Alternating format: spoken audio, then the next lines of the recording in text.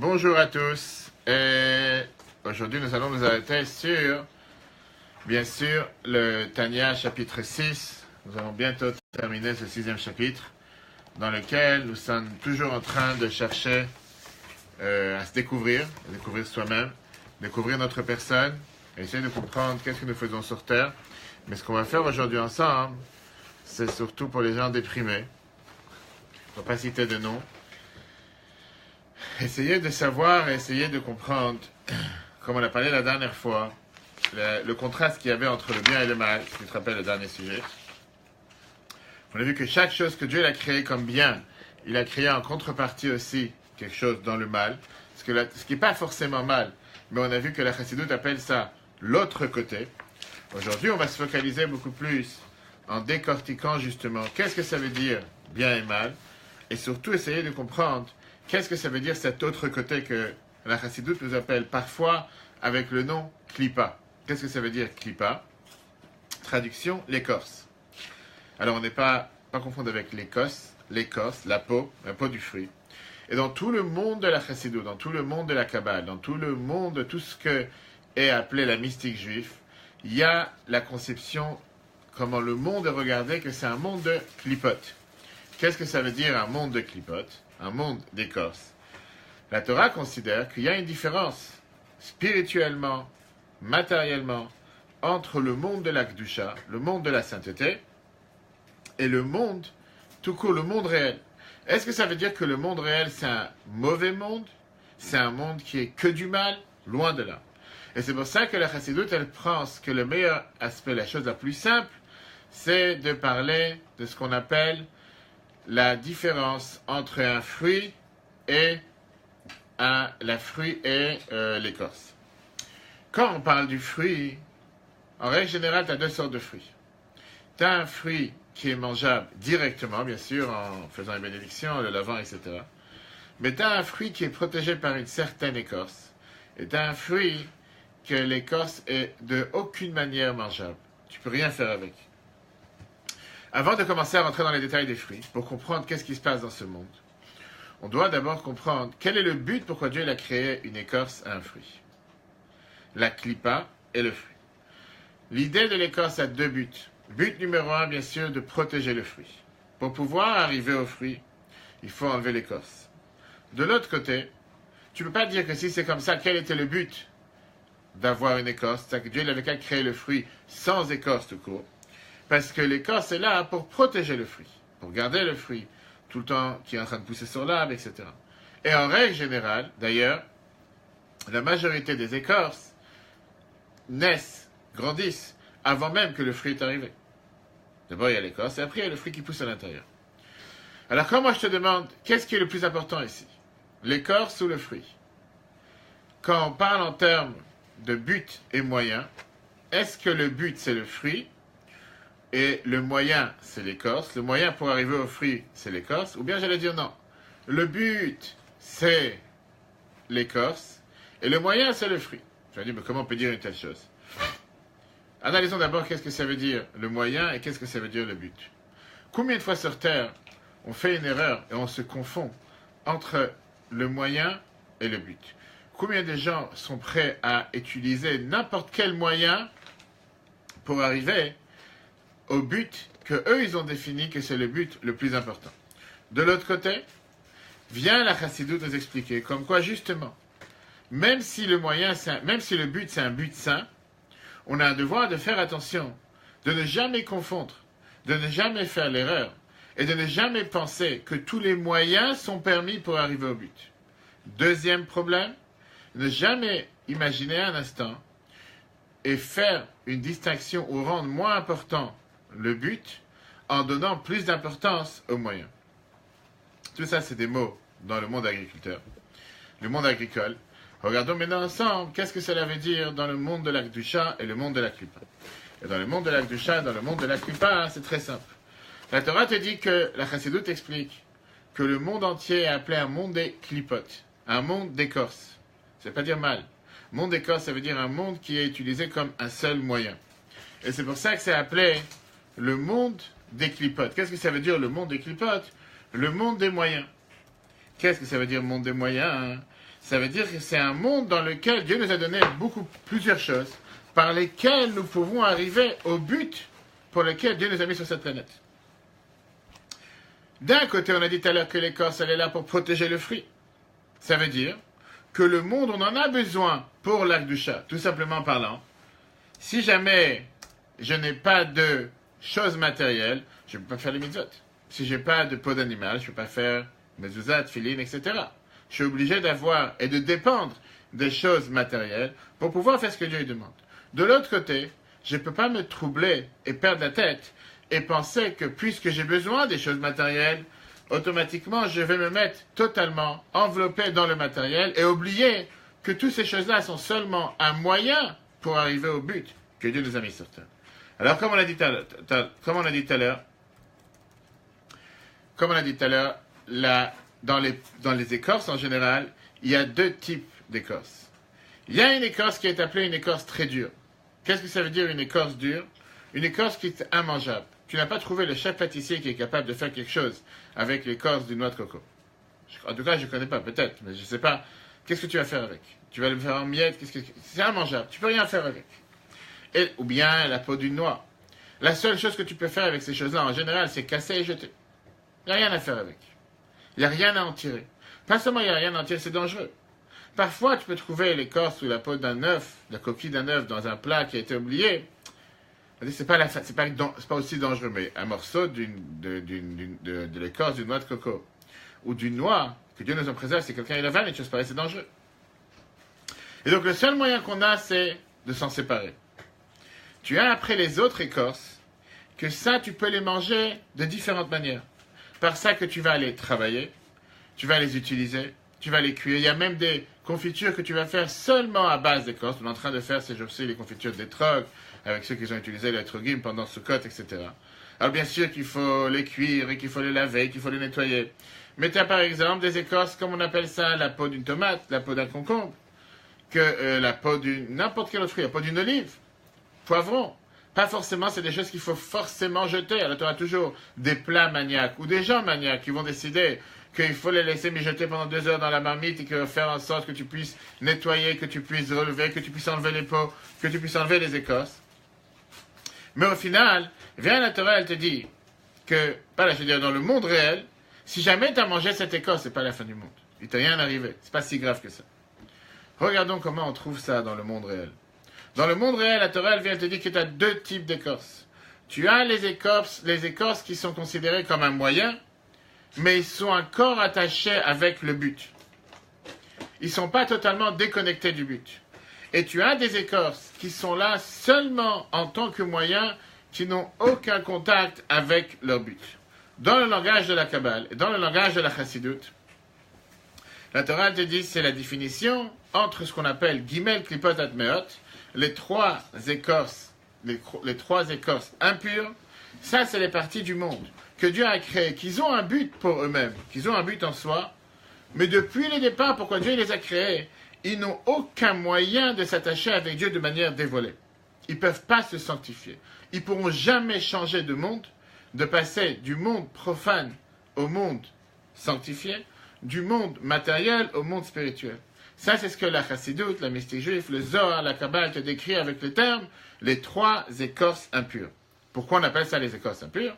Basé sur ce qui est écrit dans la fameuse charrette du prophète Ézéchiel, Ruach Sahara, Anan Gadol, Ve'esh Mitlakachat. Un vent de tempête, une grande nuage et un feu enflammé.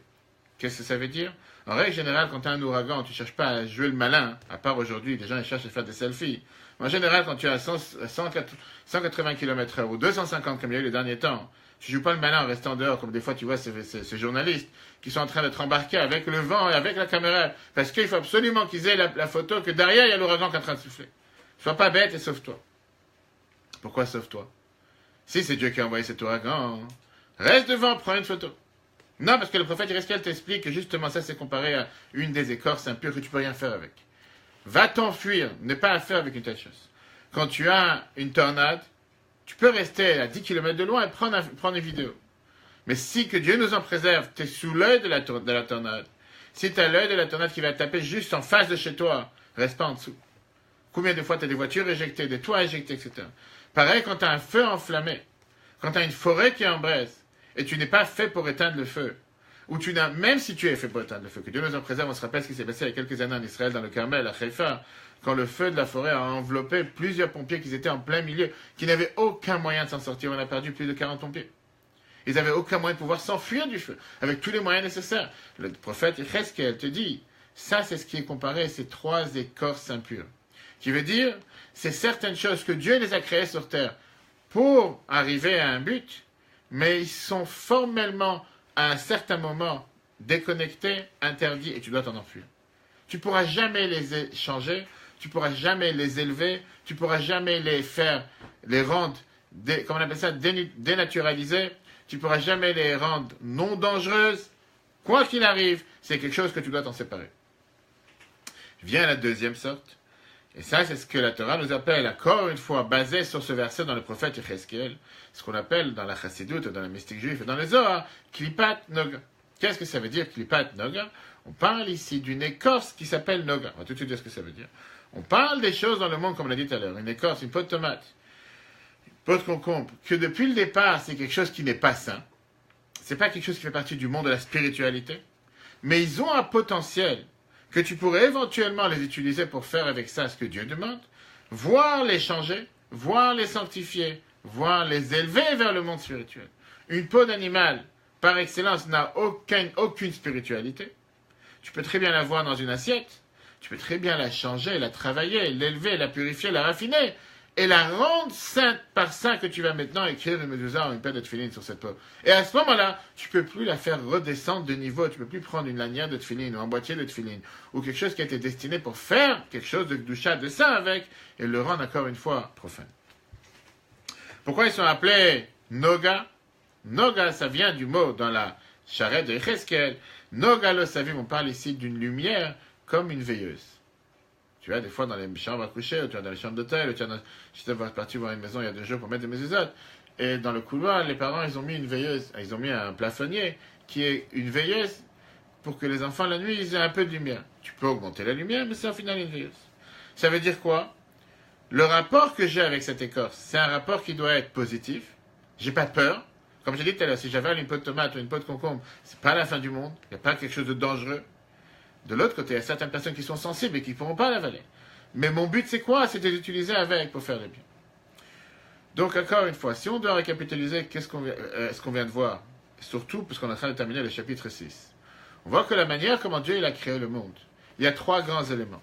3 grands éléments qui sont les éléments, 3 catégories que tu es obligé de savoir leur distinction, ne pas confondre ce qui se passe entre la première, la deuxième et la troisième, et surtout ne pas mélanger. Qu'est-ce quelque chose que tu dois forcément t'en débarrasser? Tu dois t'enfuir, comme on l'a dit tout à l'heure, comme un feu, comme un ouragan, comme une tempête. Cherche pas à jouer le malin en prenant un selfie, ça va pas marcher. Tu en as certains qui sont pas si dangereux que ça, mais fais attention comment tu les utilises. Et tu en as qui sont pas du tout dangereux. Si on prend dans le terme halachique, on va entrer plus tard dans les détails, dans le terme halachique, tu as assour, c'est formellement interdit, il n'y a pas à tourner en rond. La Torah te dit c'est interdit. Il y a mutar, qu'est-ce que ça veut dire mutar? Permis. Et il y a mitzvah. Qu'est-ce que ça veut dire mitzvah? C'est une mitzvah de le faire. Quand le Shulchan Aruch, le code de loi juif te dit quelque chose qui est interdit, ne cherche pas à comprendre. C'est interdit. Je ne pas dire qu'il faut faire les choses bêtement, il faut comprendre, il faut savoir. Mais quand on dit c'est interdit, c'est interdit. Il n'y a pas ici, bien sûr qu'il y a toujours des exceptions, il y a toujours des manières, des règles, des cas de figure dans lesquels il y a une exception à la règle. Mais en règle générale, interdit, c'est interdit. Quand je te dis c'est permis, ça ne veut pas dire tu dois. C'est permis. C'est pas interdit. Tu peux, éventuellement. Ça veut forcément dire que tu dois le faire? Non, tu ne dois pas le faire. Tu peux si tu veux. Quand je te dis mitzvah, mitzvah ça veut dire que c'est une mitzvah de Dieu. Dieu, il attend de toi de le faire. Dans les mondes, comme on vient de voir jusqu'à présent, klipot meot, les écorces impures, ce qu'on vient d'expliquer, qu'est-ce que c'est ces écorces impures? C'est ces types d'écorces, comme les pots de noix de coco, de noix, que tu peux rien faire avec. Tu dois t'en débarrasser. Alors, comme on a dit tout à l'heure, pourquoi Dieu les a créés? Il y a un but. On était pour protéger le fruit. Un moyen pour arriver au but. Mais c'est un simple moyen. Une fois que tu as utilisé le moyen, tu dois t'en séparer. Une fois que tu as cueilli la noix de coco, une fois que tu as pris le fruit, la peau, tu dois la jeter. tu as après ce qu'on appelle les klipat noga, qu'on a dit tout à l'heure, qui sont ces écorces qu'on peut éventuellement utiliser, qu'on pourrait éventuellement les profiter, qu'on pourrait éventuellement les élever à un niveau supérieur. Comme on a dit tout à l'heure, tu peux parfois même utiliser des pots d'orange, des pots d'étrog ou des pots de coin, et en faire avec ça des plats les plus magnifiques sur Terre. Faire des pots de confiture ou quoi que ce soit. Donc encore une fois, est-ce que ça veut dire que tu dois le faire? Non. Mais est-ce que tu peux le faire? Oui. Et après, tu as ce qu'on appelle la Kedusha. Les choses qui sont depuis le départ dans la sainteté. Qu'est-ce que ça veut dire dans ces ramifications dans la halakha? La halakha vient nous dire la chose suivante, que les trois aspects que Dieu a créés dans le monde, écorces qui sont totalement impurs, ceux qui sont éventuellement avec un peu de lumière et ceux qui sont dans la Kedusha, on a ça dans le monde de la halakha comme on vient de dire. Interdit, permis, mitzvah. Analysons ces trois éléments pour comprendre comment doit fonctionner un juif en général et comment doit fonctionner dans le monde. Et après on va voir une des questions qui a été demandée au Admor Hazaken quand on a écrit le Tanya il y a 250 ans en Russie avec le Tsar. Comment on peut dire que les nations du monde font partie des trois écorces impures? Qui n'a rien à tirer. Imagine-toi à l'époque. Déjà aujourd'hui dire une chose pareille était appelé un raciste. Dire ça à l'époque, quand il a été mis en prison, on va voir dans un mois si Dieu veut le 19 qui se lève, le jour de la libération des prisons de Tsaris, de Admor Hazaken. Parce que dans le Tanya il y avait de telles choses, que c'était des juifs qu'ils avaient apporté contre lui et qu'il avait emprisonné. Comment il a pu dire une telle chose? Qu'est-ce que ça veut dire qu'on est forcément des gens mauvais? C'est pas du tout ça qu'il a voulu dire, on verra ça peut-être après. Pourquoi il y a certaines choses que la Torah a interdit? Qu'est-ce que ça veut dire assour?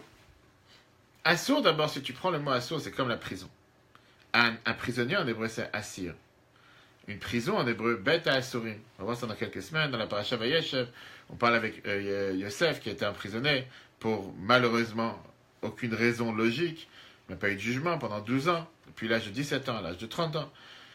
Qu'est-ce que ça veut dire quelque chose qui est assour? Quelque chose qui vient des forces du mal et quelque chose que tu ne peux pas sanctifier. Comme je t'ai dit, je ne connais pas le monde entier, je ne connais pas tous les chefs cuisiniers. Je ne sais pas s'il y a un chef sur Terre qui est capable de prendre une noix de coco, la peau d'une noix de coco, l'écorce, et faire quelque chose avec. Je ne sais pas. Je ne sais pas qu'est-ce qu'on fait avec. Ça, c'est ce que la Torah te dit par exemple. Cette distinction qu'il y a entre le peuple juif et les nations du monde, il y a cette barrière qui est comme cette écorce. Ça ne veut pas dire qu'il y a les biens et les mauvais. Il y a deux mondes différents. Il y a deux visions différentes. Il y a deux devoirs différents. La Torah nous dit, une des raisons pourquoi dans la Torah te demande de se marier avec des membres de la communauté. Parce que la Torah te dit qu'il y a deux racines différentes, deux sources différentes, qui pas forcément sont compatibles. C'est la raison pourquoi la Torah te dit qu'un mariage, comment on appelle un mariage kiddushin, quand tu as un garçon et une fille juive qui viennent sous la choupa. Qu'est-ce que ça veut dire un animal non kasher? Est-ce que cet animal non kasher peut éventuellement un jour devenir kasher? Oui, alors on te dit que comme Mashiach sera là, beaucoup de choses vont changer, parce que là, aujourd'hui, on est en mode déréglé. Pour l'instant, au moment où on parle, à 7 heures précis, Mashiach n'est pas là. Ces choses qui sont non cachées, c'est des choses que la Torah te dit que tu ne pourras pas les élever vers la Kedusha. Tu ne pourras pas les élever vers le bien. Tu n'as pas la force de les élever vers la sainteté. Prenons des éléments cachers qu'à un certain temps ne sont pas consommables, des fruits dehors là. En Israël, on sait très bien que les fruits qui poussent, toute la végétation qui pousse les premiers 3 ans, on n'a pas le droit d'en profiter. Pourquoi? Parce que la Torah elle a défini que c'est assour, c'est interdit. Après 3 ans, ils changent de statut et automatiquement ils vont pouvoir arriver à un niveau plus élevé. Mais pour l'instant, ils sont interdits. Et pareil avec toutes les autres choses que la Torah te dit qui sont interdites. Interdit égale, débarrasse-toi. Interdit veut dire, je ne peux pas en utiliser. Interdit veut dire, comme je t'ai dit tout à l'heure, tu as un ouragan, tu as une tempête, sauve-toi. Commence pas à essayer de jouer le malin en disant non, je vais rester, je vais pouvoir faire quelque chose. Qu'est-ce que ça veut dire permis? Quand la Torah te dit c'est moutard. Certaines choses que la Torah te dit tu peux toucher. Cannabis, tu peux faire des médicaments avec. Est-ce que ça veut dire que tu dois en prendre tous les jours? Ça dépend des endroits, ça dépend des lieux, ça dépend des patients. Dire que c'est interdit, pas forcément interdit pour tout le monde. Je ne parle pas maintenant des lois dans les différents pays, je parle dans les faits. Quand Dieu a créé tel élément, ça veut certainement dire qu'il y a quelque chose de positif qui peut être fait avec. Ce n'est pas un poison. Un poison, tu ne peux rien faire avec. Ça, tu peux lui faire. Si tu vas les utiliser correctement, tu pourras éventuellement les sanctifier. Ça, c'est ce qu'on voit avec différents animaux cachers, que la Torah t'a permis de les manger sous certaines conditions, de certaines manières, sous certaines formes, C'est pas parce que c'est quelque chose que tu peux manger, que tu peux le manger avec, mélanger le lait et la viande, sans différence, quand est-ce que ça a été cuisiné, par qui, etc. Et pareil, avec tout ce qu'il y a dans tous les plats, dans toutes les végétations, dans tous les fruits et les légumes, que la Torah te permet de différentes manières, etc. Après, on passe au niveau le plus élevé, qui est une mitzvah. Mitzvah, c'est des choses que depuis le départ, Dieu les a décrites comme une mitzvah. Que tu as un devoir de faire pour faire la volonté de Dieu. Ça, c'est quelque chose qu'ils ont à faire et qui ressemble aux fruits. Regardons le texte. Après l'étoile.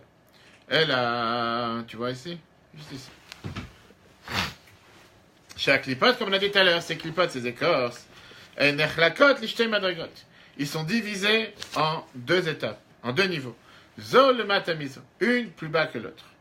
La madrigat, on a le niveau le plus bas, l'admoazaken nous dit, Ishalosh, klipot, atmeot, veraot, les gambrés.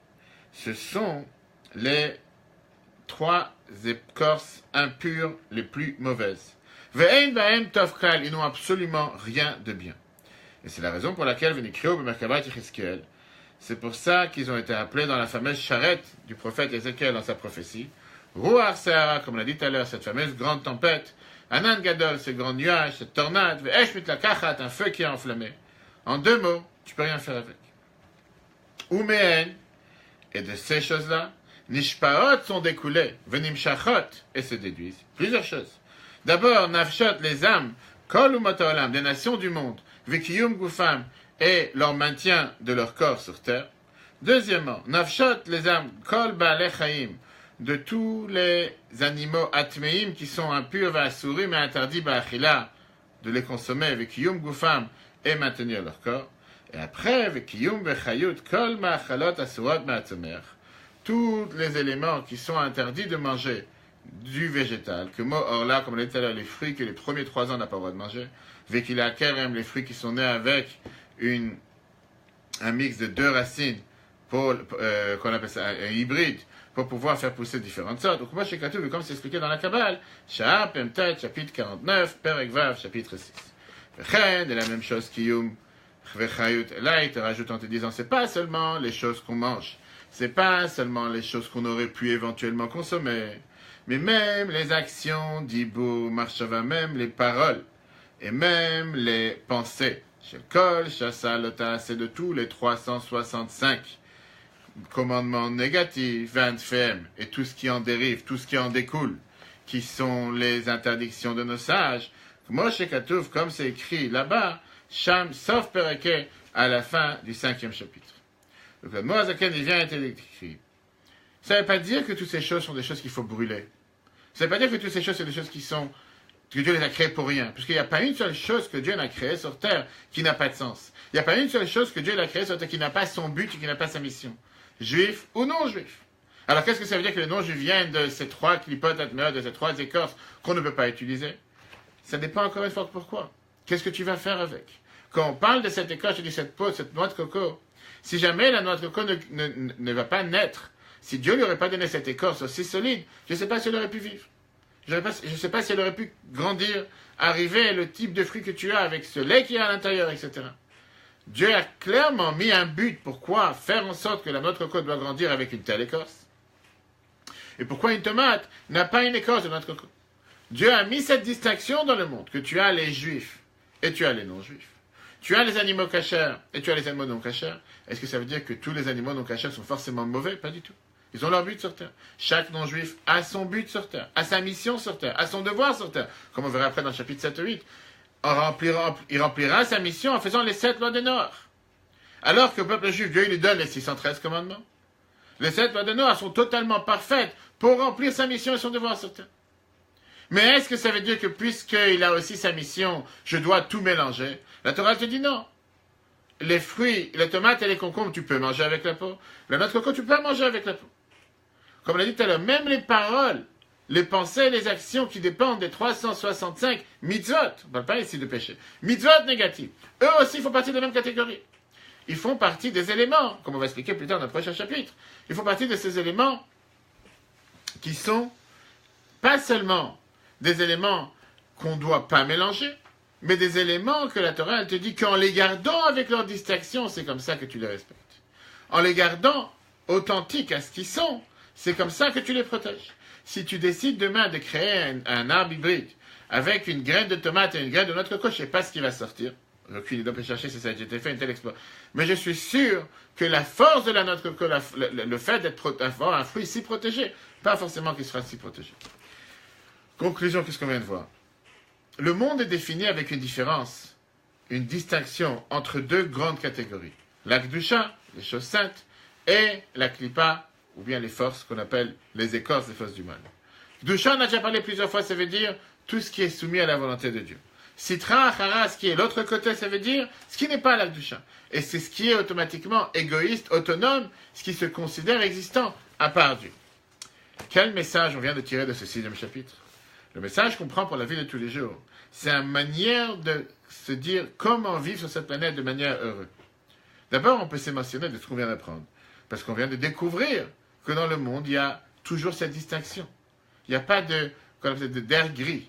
C'est ou noir ou blanc. On te dit qu'il y a forcément l'Akdusha d'un côté, la sainteté d'un côté, et de l'autre côté, tu as ce qui est l'autre côté de l'Akdusha. Il n'y a pas quelque chose qui est parvé, comme on parle dans le manger, qui est ni viande ni lait, qui est ni noir ni blanc. Ça pourrait paraître un regard sur le monde extrémiste, voire un regard très minimaliste, que tu te dis que tout forcément doit rentrer dans une de ces deux catégories. Viens l'Admor Azaken te dit que non. Quand on te dit que l'Akdusha, la sainteté, c'est soumis à la volonté de Dieu, ça ne vient pas te dire que tout le reste est mauvais. Ça ne vient pas te dire qu'il faut avoir une vision minimaliste en se disant tout le reste est interdit. Bien au contraire. Ça vient te dire qu'il y a un but sur terre. C'est ça qui te donne le sens à la vie. Sans ça, la vie n'a pas de sens.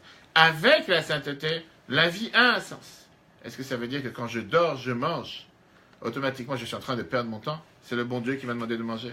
C'est Dieu qui m'a demandé de dormir. C'est Dieu qui m'a demandé de travailler. C'est Dieu qui m'a demandé d'agir avec ces choses matérielles qui, pas forcément, je pourrais les élever vers le spirituel. Mais tout ça, comme on l'a dit tout à l'heure, en se rappelant que c'est un moyen pour arriver au but. C'est pas un but en soi. C'est pas que maintenant je dois dormir parce que je dois dormir. Bien sûr qu'il faut dormir parce que Dieu il attend de dormir. Et comme Maïmonide écrit qu'en général, pour être en bonne santé, il faut dormir un tiers du temps, 8 heures sur 24, pas inversé. Et d'ailleurs, c'est exactement ce qui est écrit dans le roi Salomon. Shlomo HaMelech, qui est dans le livre Kohelet, et Chacham Mikol Adam, la personne la plus intelligente de tous les humains sur terre, il vient et il te parle des choses qui peuvent paraître comme fondamentales, importantes, les affaires, la famille, les plaisirs, l'argent. Il te nomme énormément de choses. Quand il termine, qu'est-ce qu'il te dit? Avec les fameuses 3 mots. Hevel avalim akol hevel. Tout ça, c'est du vent. Le roi Salomon nous dit une chose. Tout ça, c'est quelque chose qui n'a aucune valeur. En parlant de quoi? De la famille, en parlant de l'argent, en parlant des plaisirs. Qu'est-ce que ça veut dire ça n'a aucune valeur? 38 fois dans le livre de Kohelet, il emploie le terme hevel qui veut dire du vent. 38 fois. Tu vas dire, mais qu'est-ce que ça veut dire une chose pareille? L'argent, c'est quelque chose qui n'a pas de valeur. La famille n'a pas de valeur, c'est du vent. Des plaisirs n'ont pas de valeur, j'ai pas le droit d'avoir un plaisir matériel. Tu ne t'interdis pas une chose pareille. Et ça, c'est ce que l'Admor Azaken était fait remarquer ici. Le roi Salomon n'utilise jamais le mot ra qui veut dire mal. Il te dit, hevel, c'est du vent. Et il y a une énorme distinction entre dire que c'est du mal et dire que c'est du vent. Parce qu'il te dit que même si la vie c'est une vie parfaite, et même si la vie c'est une vie heureuse, et même si tu es en train de faire quelque chose de constructif et quelque chose d'important, rappelle-toi que c'est du vent. Qu'est-ce que c'est dire du vent? C'est qu'il n'y a pas de concret. C'est pas quelque chose qui est un but en soi. Et c'est exactement l'idée de ce que la Chassidoute vient nous montrer, la différence qu'il y a entre la Kedusha et entre ce qui est appelé l'autre côté. L'autre côté, par définition, c'est Hevel, Avalim veut dire du vent. Qu'est-ce que ça veut dire du vent? Qu'est-ce que c'est du vent? On est obligé d'avoir de l'oxygène. Sans oxygène, on ne peut pas vivre. Plusieurs points.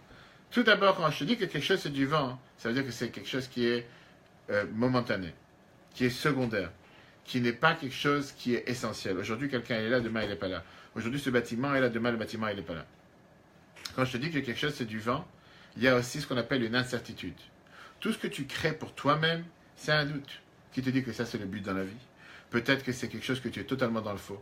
Peut-être que tu es totalement à côté de la plaque. Peut-être que tu es en train de t'enfuir de la réussite.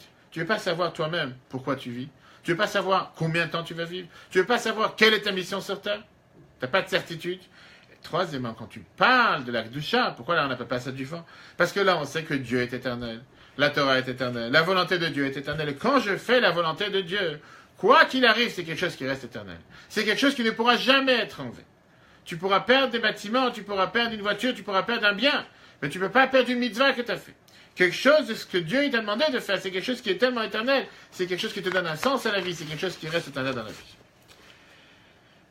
Un des derniers versets que le roi Salomon dit dans Kohelet est le verset suivant. Il te donne le sens à la vie. Sauf d'avar. Au final, il te dit. Akol nishma. On entend tout. Et Elohim yore. Crains Dieu. Et mitzvotav shemor. Garde ses mitzvot. Et le roi Salomon, qui est encore une fois la personne la plus intelligente sur terre, qui zé kol adam. Ça, c'est tout l'homme. Viens, le Shlomo Amelech, il te dit qu'est-ce que ça veut dire, ça, c'est tout l'homme. Quel est le sens dans la vie? Quel est le but dans la vie? Faire la volonté de Dieu. Et d'ailleurs, c'est ce qui est écrit. Ani nivreti, moi j'ai été créé, les shamesh et koni, pour servir mon Créateur. Maintenant qu'on a compris comment le monde fonctionne et comment le monde est défini de deux manières, on peut commencer à voir quelle chose ça vaut la peine de mettre l'accent dessus et quelle chose ça vaut la peine de se dire je le fais, mais seulement en tant que moyen, pas en tant que but. Dans ce prochain chapitre, si Dieu veut qu'on va commencer la semaine prochaine, le chapitre 7, dans 2 semaines, on verra qu'est-ce qui peut nous donner un sens à la vie. Et on va commencer avec la fameuse question, qu'est-ce qui est plus dur à faire? Apprendre toute la Bible, tous les Tanakh, ou manger un repas steak frites le soir avant de dormir? C'est pas que c'est interdit, mais quel est le but dans la vie? Qu'est-ce que je cherche à avoir? Qu'est-ce que je cherche à atteindre? Encore un prophète, Yirmiyah, le prophète Jérémie. À part le fait que Shlomo Amelech, on dit tous les vendredis soirs, dans la fameuse prière de Hachetcha, il nous dit Sheker achen ve'evel hayofi. Mensonge et la grâce, vanité, la beauté. Une femme qui craint Dieu, c'est elle qui lui a donné les louanges. Qu'est-ce qu'il est en train de te dire? Que c'est quelque chose de mal? Une femme n'a pas le droit d'être belle? Un homme n'a pas le droit d'être beau? Ça peut dire une chose pareille. Mais le Khatil, c'est pas un but en soi. Tu es en train de. Si tu fais de ça, que ça c'est le but pourquoi tu as été créé sur terre, c'est-à-dire qu'il n'y a pas aucun but. La presse, c'est que tu enlèves le maquillage et tu vois que tout c'était du faux. Il n'y a absolument rien derrière. Le roi Jérémie, le prophète Jérémie te dit dans le chapitre 9, Al italel chacham bechormato, que quelqu'un qui est intelligent ne doit pas se vanter avec son intelligence. Al italel agibor bigvorato, quelqu'un qui est riche, le fort ne doit pas se vanter avec sa force. Al italel ashir beoshro, un riche ne doit pas se vanter avec sa richesse. Qui bezot italel amitalel, mais dans ça il peut se glorifier et se vanter. Askel veyador, tu le fait d'apprendre et de connaître la sagesse de Dieu. Qu'est-ce que ça veut dire? J'ai pas le droit de dire que je suis fort. J'ai pas le droit de dire que je suis riche, j'ai pas le droit de dire que je suis intelligent. Si quelqu'un il est vraiment, qu'est-ce qu'il y a de mal en disant une chose pareille? Viens, le prophète Jérémie te dit la chose suivante.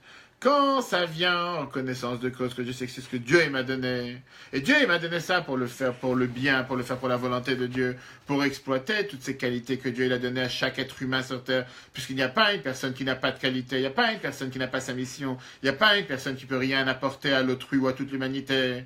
Quand je sais que Dieu me les a donnés, c'est à moi de les exploiter. Si jamais je ne vais pas les exploiter, je ne vais pas les utiliser comme j'aurais dû le faire, à ce moment-là, c'est une faute grave que je fais envers Dieu, parce que s'il aurait donné ces mêmes qualités à quelqu'un d'autre, il les aurait utilisées 1000 fois mieux que moi. À ce moment-là, ces qualités ont un sens.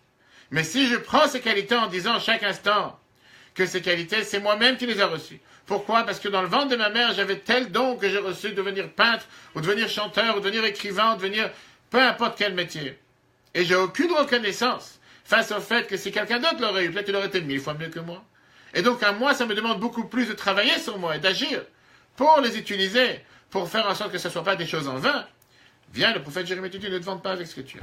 Pense pas que tu es riche, c'est grâce à toi. Pense pas que tu es intelligent, c'est grâce à toi. Et pense pas que tu es fort, parce que c'est grâce à toi. Dis-toi que c'est un moyen que Dieu t'a donné pour arriver au but que Dieu a mis sur terre. Et si tu vas ne jamais confondre le moyen et le but, tu es garanti de ne pas perdre le moyen et d'arriver beaucoup plus rapidement au but.